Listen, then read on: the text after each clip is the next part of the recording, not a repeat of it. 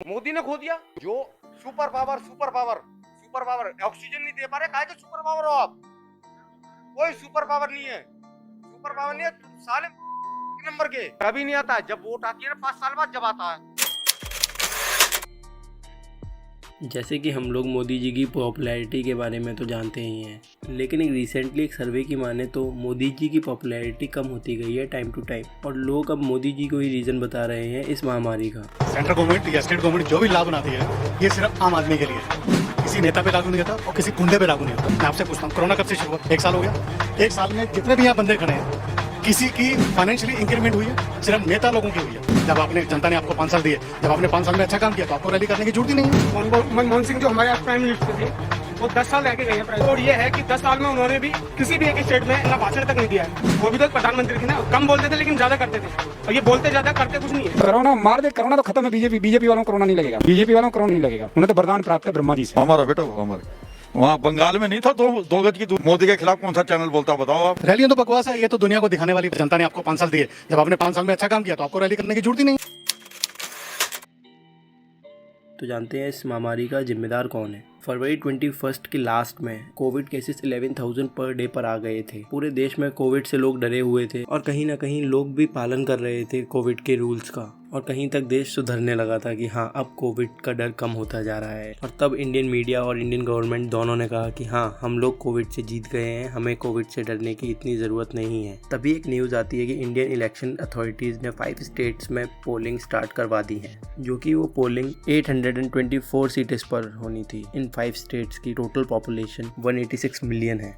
तब ये न्यूज़ आई तो लोगों को लगा कि ठीक है अभी शायद कोविड सही होता जा रहा है, और यही देखा गया। और उन कैंपिंग रैलीज में कोई सेफ्टी प्रोटोकॉल्स का पालन नहीं हुआ, ना ही सोशल डिस्टेंसिंग देखी गई और ना ही फेस मास्क। इवन लीडर्स ने भी फेस मास्क नहीं लगा रखे थे। तो नॉर्मल पब्लिक तो उनसे ही सीखेगी ना। और फिर कुछ टाइम बाद हमारा सबसे favourite cricket board of India ने 2 इंटरनेशनल मैचेस करवाए और स्टेडियम्स में लोगों को आने के लिए अलाउ कर दिया। स्टेडियम में 1.3 लाख लोग अलाउड थे, और मोस्टली लोगों के फेस पे मास्क नहीं थे, सारे के सारे विदाउट मास्क, आप देख सकते हैं। और ये मैच था इंडिया वर्सेस इंग्लैंड, जो गुजरात में नरेंद्र मोदी स्टेडियम में हुआ था। तो इसके बाद सिचुएशन वर्स्ट से वर्स्ट होती चली गई, और मार्च में ही कुंभ भी स्टार्ट हो गया। उसमें 35 लाख लोग आए थे शाही स्नान करने, और वो भी सेंट्रल गवर्नमेंट ने ही ऑर्गेनाइज करवाया था। इतना सब कुछ हो रहा था देश में, तो इसलिए लोग भी नॉर्मल हो गए, और सारे private sectors, cinema halls, metro, सब कुछ ओपन हो गए।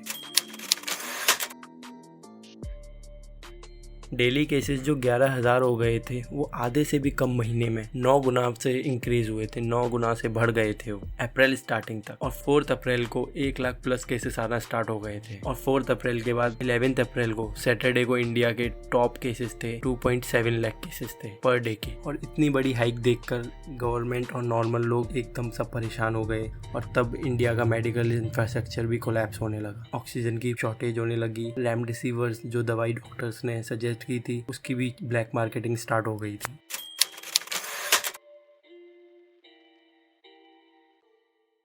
जब हमारे देश में कोरोना केसेस कम हो रहे थे, तब गवर्नमेंट को लगा कि हाँ अभी कोरोना केसेस कम हो गए हैं और हमारी कंट्री को इस कोरोना से खतरा नहीं है। तब इंडिया ने और देशों की हेल्प करी, और काफ़ी कंट्रीज़ को एक्सपोर्ट भी गया। इंडियन गवर्नमेंट के डेटा के हिसाब से 66 मिलियन यानी कि 6 करोड़ 60 लाख वैक्सीन एक्सपोर्ट करवाई।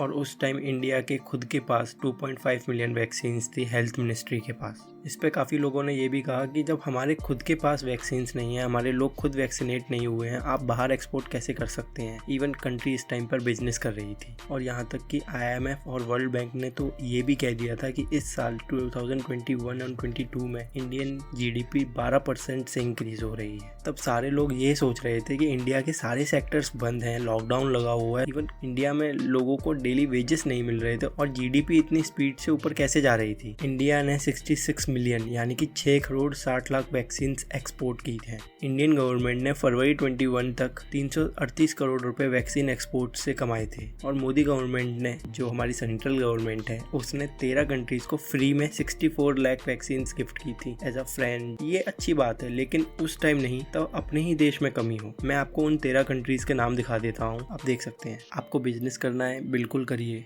आपको फ्रेंडशिप करनी है और कंट्रीज से हेल्प करनी है उनकी, बिल्कुल करिए, लेकिन एटलीस्ट अपनी कंट्री की सेफ्टी के बारे में तो सोच सकते हो। इस सिचुएशन के लिए काफ़ी इकोनॉमिस्ट ने एक राय भी दी है। हमारी कंट्री को लोगों को अवेयर करना चाहिए था सेफ्टी रूल्स के रिगार्डिंग, और ये हो भी रहा था धीरे धीरे। लेकिन जब तक लोग समझते तब तक इंडियन गवर्नमेंट ने खुद ही रूल सारे ब्रेक्स कर दिए, रैली स्टार्ट कर दी, कुंभ स्टार्ट कर दिया, मैचेस स्टार्ट कर दिए, IPL को मंजूरी दे दी। अगर गवर्नमेंट अपनी कंट्री के लोगों को ही पहले वैक्सीनेट करती, उसके बाद एक्सपोर्ट करती, तो शायद आज ये सिचुएशन है वो नहीं होती। और काफ़ी एक्सपर्ट्स का ये भी मानना है कि जो गवर्नमेंट ने ऑक्सीजन प्लांट्स के लिए स्टेट गवर्नमेंट्स को फंड्स ट्रांसफर किए थे, उनका भी प्रॉपर ऑडिट नहीं हुआ। कोई भी स्टेट्स ने अपने सारे ऑक्सीजन प्लांट्स टाइम पर नहीं लगाए, उस पर भी कोई भी देखभाल नहीं हुई। सेंट्रल गवर्नमेंट के द्वारा कोई रिपोर्टिंग नहीं हुई उनके रिगार्डिंग, और जो नहीं होना था वही हुआ। स्टेट गवर्नमेंट्स ने भी अपने हाथ खड़े कर दिए और एंड में सेंट्रल को ही जिम्मेदार ठहरा दिया। और अब सेंट्रल भी वही कर रहा है, जो गलती उसने करी उसके लिए स्टेट गवर्नमेंट्स को जिम्मेदार ठहरा रहा है। उसने खुद चेक नहीं किया स्टेट्स में चल क्या रहा है। सेंट्रल का काम है स्टेट्स की देखभाल करना, और वही उसने नहीं किया सही से।